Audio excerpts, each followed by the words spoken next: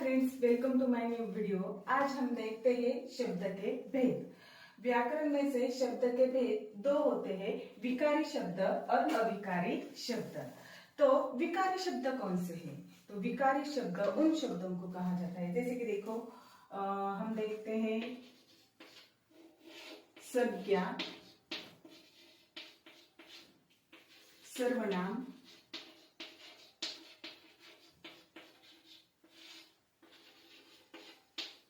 विशेषण और क्रिया।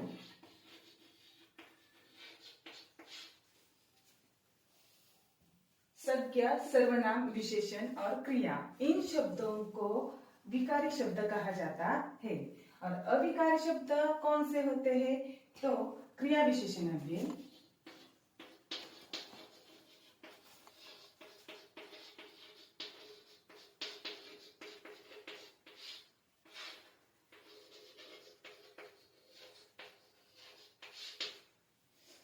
संबंध सूचक अव्यय,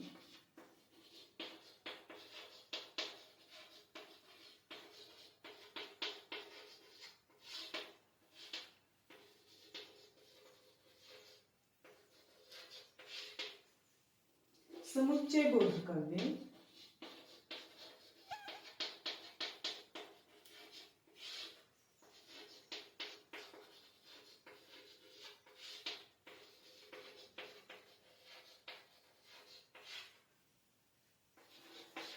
और विस्मयादि बोधक अव्यय।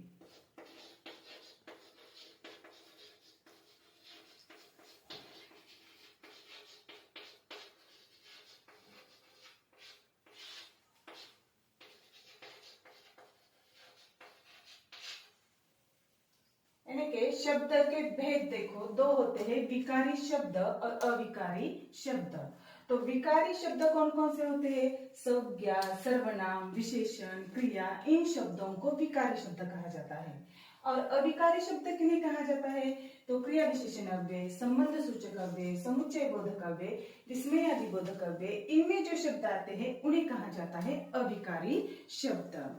तो देखते हैं सबसे पहले विकारी शब्द। तो सबसे पहले हमें यह मालूम होना चाहिए कि विकारी शब्द किसे कहते हैं और अविकारी शब्द किसे कहते हैं। जिन शब्दों में लिंग वचन कारक के अनुसार बदलाव होता है उन शब्दों को विकारी शब्द कहा जाता है, और जिन शब्दों में लिंग, वचन, कारक, क्रिया के अनुसार कुछ भी बदलाव नहीं होता उन शब्दों को क्या कहा जाता है? अविकारी शब्द।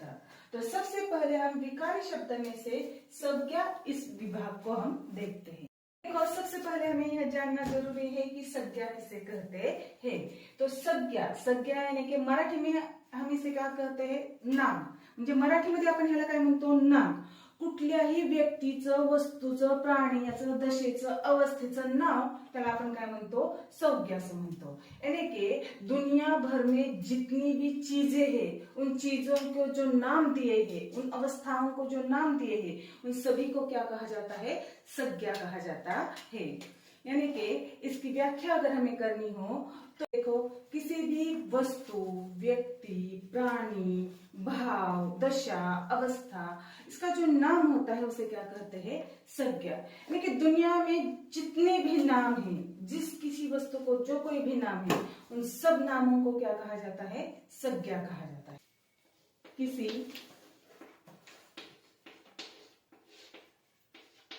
व्यक्ति, स्थान, दशा, अवस्था के नाम को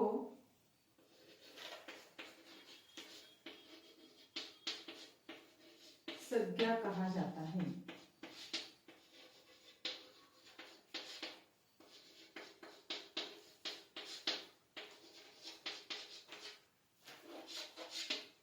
किसी व्यक्ति, स्थान, दशा, अवस्था के नाम को क्या कहा जाता है?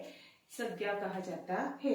तो संज्ञा के कुल मिलाकर साधारण तौर पे 5 भेद होते हैं। म्हणजे संज्ञेचे किती भेद असतात? 5 भेद असतात साधारणतः। तर ते 5 प्रकार कोणते आहेत ते पहिल्यांदा आपण बघूया। संज्ञा के कितने भेद होते हैं? 5। सबसे पहला भेद होता है जातिवाचक संज्ञा।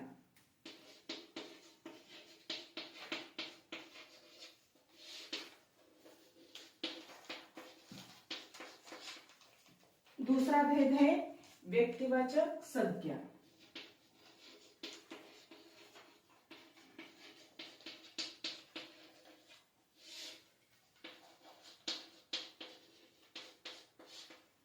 है भाववाचक संज्ञा।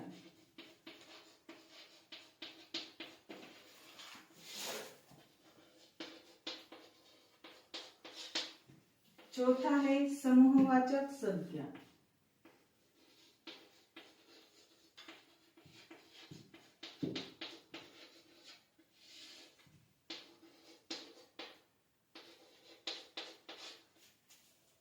और पांचवा है द्रव्यवाचक संज्ञा।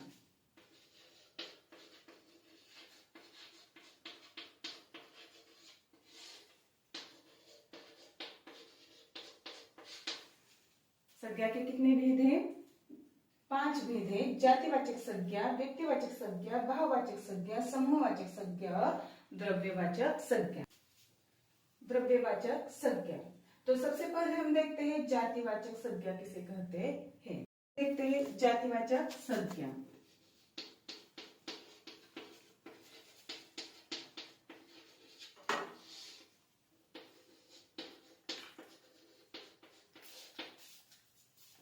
तो देखो जातिवाचक संज्ञा किसे कहते हैं? जो शब्द किसी भी व्यक्ति, वस्तु, प्राणी की पूरी जाति का बोध कराता है उसे क्या कहते हैं? जातिवाचक संज्ञा। जैसे कि देखो हम बोलेंगे लड़का, तो क्या होता है? लड़कों की पूरी जाति का बोध होता है, तो लड़का क्या हुई? जातिवाचक संज्ञा। लड़की, लड़की क्या हुई? लड़कियों की पूरी जाति का बोध होता है, तो लड़की क्या हुई? जातिवाचक संज्ञा। शहर, शहर हम शब्द बोलेंगे तो कौन सा भी शहर आएगा? मुंबई, पुणे, दिल्ली, कौन सा भी शहर आ सकता है, सोलापुर। तो शहर शब्द क्या हुआ? जातिवाचक संज्ञा हुआ। तो चलो जातिवाचक संज्ञा किसे कहते हैं? सबसे पहले हम देखते हैं जो शब्द किसी व्यक्ति, वस्तु, प्राणी आदि के पूरी जाति का बोध कराते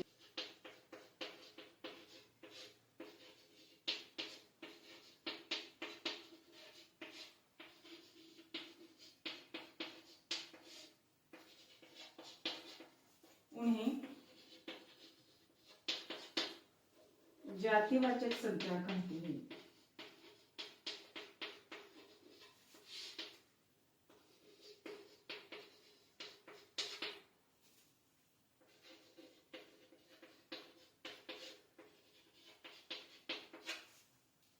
जैसे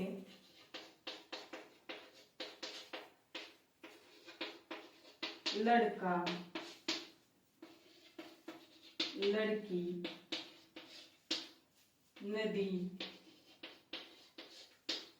शहर, पर्वत। यानी कि देखो जो शब्द किसी भी व्यक्ति, वस्तु, प्राणी की पूरी जाति का, शब्द उच्चार करने के बाद पूरी जाति का बोध होता है, उसे क्या कहते हैं? जातिवाचक संज्ञा। म्हणजे बघा मराठीमध्ये जर सांगायचं झालं तर जातिवाचक संज्ञा त्याला म्हणायचं की जेव्हा आपण एखादा शब्द उच्चारल्यानंतर त्या शब्दातून असा अर्थबोध होतो की पूर्ण जातीचा, म्हणजेच बघा लडका हा शब्द जर म्हणला आपण तर पूर्ण जातीचा बोध होतो मुलांच्या. लडकी हा शब्द जर म्हणला आपण तर पूर्ण जातीचा बोध होतो. यानी कि लड़का शब्द हम जब उच्चार करते हैं तो लड़कों की पूरी जाति का बोध होता है। लड़की शब्द उच्चार करते हैं तो लड़कियों की पूरी जाति का बोध होता है। शहर शब्द उच्चार करते हैं तो शहरों की पूरी जाति का बोध होता है। नदी शब्द उच्चार करते हैं तो नदी की पूरी जाति का बोध होता है। यानी कि कौन सी भी नदी हो सकती है, नदी कौन सी भी हो सकती है, शहर कौन सा भी हो सकता है, लड़की कौन सी भी हो सकती है और लड़का कौन सा भी हो सकता है। यानी कि लड़का, लड़की, नदी, शहर, पर्वत, ये शब्द क्या दर्शाते हैं? तो उनकी पूरी जाति का बोध दर्शाते हैं। इसलिए इन्हें किसमें लिया जाता है संज्ञा के रूप में? तो जातिवाचक संज्ञा। दूसरा संज्ञा का भेद है व्यक्तिवाचक संज्ञा।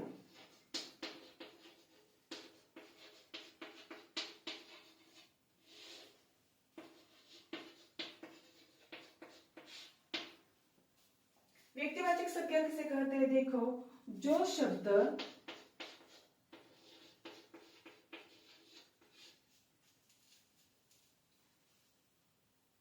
किसी विशेष, देखो यह विशेष शब्द पर गौर करो, किसी विशेष व्यक्ति, वस्तु, प्राणी,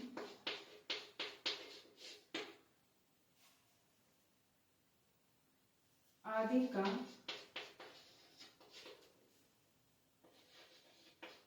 बोध कराते हैं,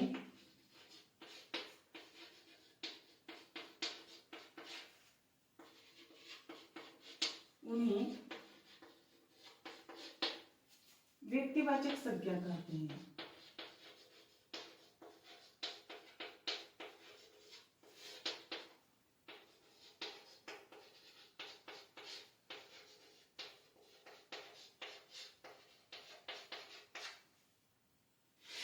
जैसे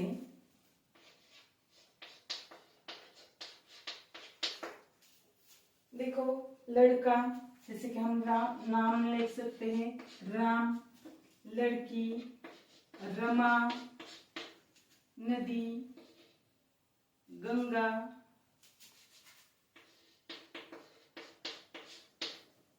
शहर सोलापुर,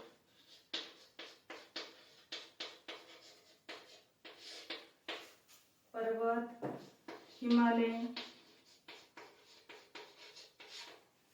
यानी कि आपकी समझ में ये आया होगा कि जातिवाचक संज्ञा में से एक को जब बाहर निकाला जाता है, किसी विशेष व्यक्ति को, यानी कि अपना खुद का नाम, आपका खुद का नाम क्या होता है? व्यक्तिवाचक संज्ञा होता है। और आपके पिताजी का नाम, आपके शहर का नाम, आपके गांव का नाम क्या दर्शाता है? व्यक्तिवाचक संज्ञा। उसी प्रकार देखो, लड़का, यह शब्द किसमें आएगा? जातिवाचक में आएगा। तो राम किसमें आएगा? व्यक्तिवाचक में आएगा। लड़की, लड़की यह शब्द किसमें आएगा? जातिवाचक में आएगा। तो लड़कियों में से एक लड़की, जैसे कि रमा, वह किसमें आएगी? व्यक्तिवाचक में आएगी। नदी, नदी पूरी नदियों का बोध होता है, इसलिए जातिवाचक में आएगी। उसमें से एक नदी, जैसे कि गंगा, गंगा नदी किसमें आएगी? व्यक्तिवाचक में आएगी। शहर, शहर किसमें आएगा? जातिवाचक में आएगा। शहर में से एक शहर, वह कौन सा? सोलापुर। आप पुणे ले सकते हैं, मुंबई ले सकते हैं, कौन सा भी शहर, कौन सा भी शहर। जैसे कि देखो, पर्वत, पर्वत, पर्वत में से आएगा हिमालय। तो कौन सा भी पर्वत, वह किसमें आएगा? व्यक्तिवाचक संज्ञा में आएगा। तो देखो है भाववाचक संज्ञा।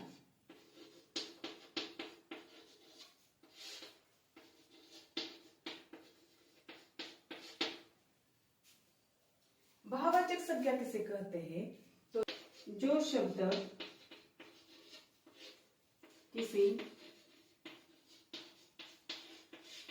व्यक्ति, प्राणी की दशा, अवस्था, भाव, गुण आदि का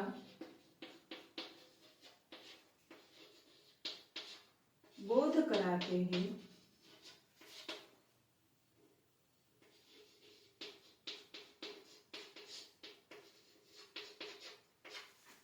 उन्हें भाववाचक संज्ञा कहते हैं।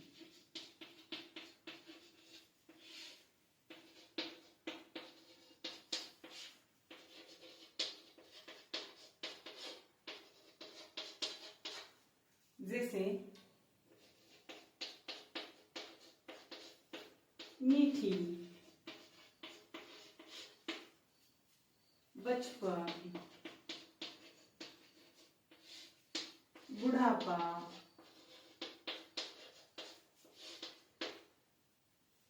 ईमानदार,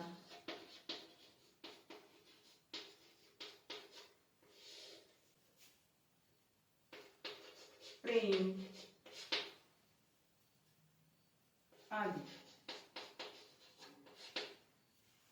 यानी कि भाववाचक संज्ञा किसे कहते हैं? देखो, जो शब्द किसी व्यक्ति, प्राणी की दशा, अवस्था, भाव, गुण आदी का बोध कराते हैं। म्हणजे कोणतीही वस्तू असू द्या, प्राणी असू द्या, त्याची दशा, अवस्था, भावनेचा जर त्या शब्दातून बोध होत असेल तर त्या संज्ञेला किंवा त्या शब्दाला काय म्हटलं जातं? भाववाचक संज्ञा।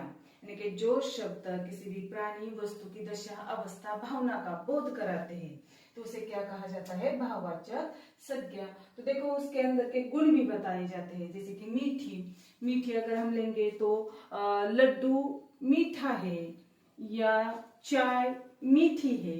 तो मीठी क्या दर्शाता है? चाय के अंदर का गुण दर्शाता है। तो मीठी क्या हुआ? भाववाचक संज्ञा।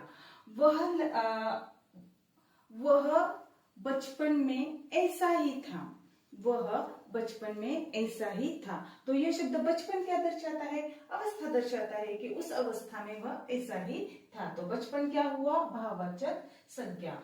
बुढ़ापा, वह बुढ़ापे के कारण चल नहीं पा रहा था। तो बुढ़ापा क्या दर्शाता है? भाववाचक संज्ञा। अब देखो, ईमानदारी, ईमानदारी एक अच्छा गुण है, तो ये गुण दर्शाता है, व्यक्ति के अंदर के गुण दर्शाता है। तो यह भी क्या हो गया? भाववाचक संज्ञा। वह प्रेम पूर्वक व्यवहार करता है, यह शब्द क्या दर्शाता है? उसके अंदर का गुण दर्शाता है। तो देखो, मीठी, बचपन, बुढ़ापा, ईमानदार, प्रेम आदि प्रकार के जो शब्द है वह किसमें आते हैं? भाववाचक संज्ञा में आते हैं। अब हम देखते हैं समूहवाचक संज्ञा।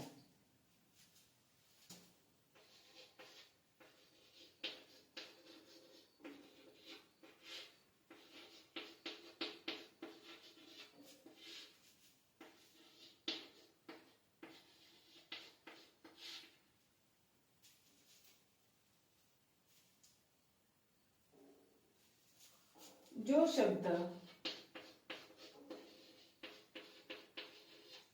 किसी व्यक्ति, वस्तु, प्राणी,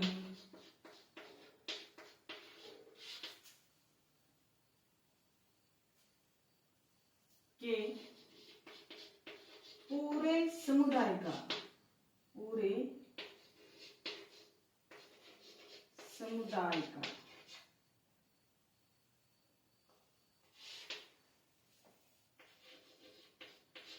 बोध कराते हैं,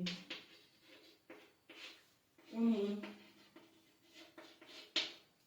समूहवाचक संज्ञा कहते हैं।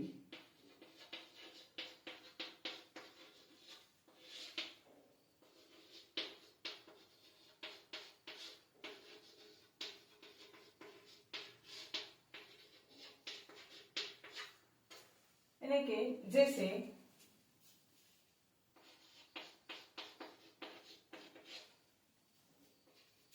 भीड़, परिवार, सेना, गुच्छ या गुच्छा आदि। देखो, अब हम देखते हैं समूहवाचक संज्ञा। समूहवाचक संज्ञा किसे कहते हैं? तो जो शब्द किसी व्यक्ति, वस्तु, प्राणी के पूरे समुदाय का बोध कराते हैं उन्हें क्या कहा जाता है? समूहवाचक संज्ञा. म्हणजे बघा, एखादा शब्द उच्चार केल्यानंतर त्या पूर्ण समूहाचा बोध होतो, एक झुंड, एका टोळीचा बोध होतो, त्याला काय म्हणतो आपण? समूहवाचक संज्ञा. जैसे कि भीड़, हम बोलते हैं कि मैदान पर भीड़ जमा हो गई. मैदान पर भीड़ जमा हो गई. तो भीड़ शब्द किसमें आएगा? समूहवाचक संज्ञा में. परिवार, मेरा परिवार सुखी परिवार है. तो परिवार किसमें आएगा? समूहवाचक संज्ञा. अब हम देखते हैं द्रव्यवाचक संज्ञा.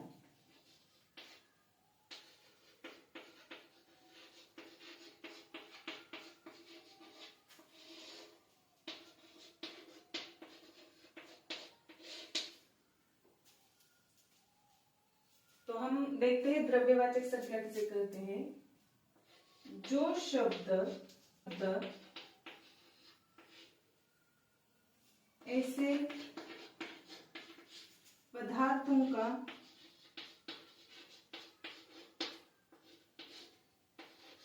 बोध कराते हैं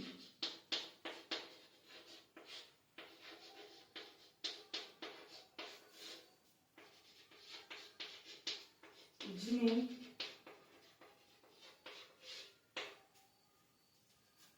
मापा या तोला जाता है.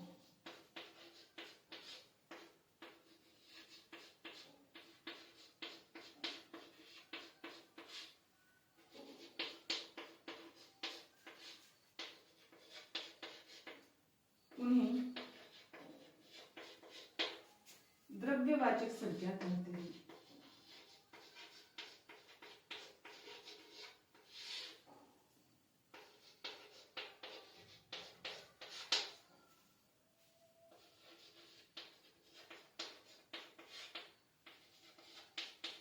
जैसे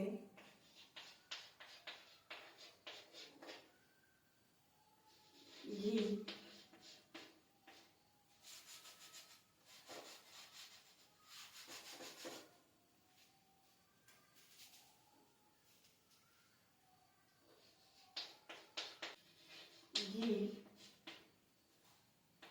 शक्कर,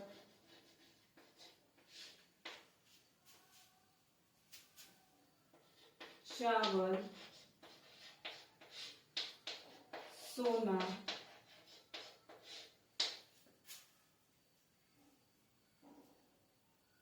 आटा आदि.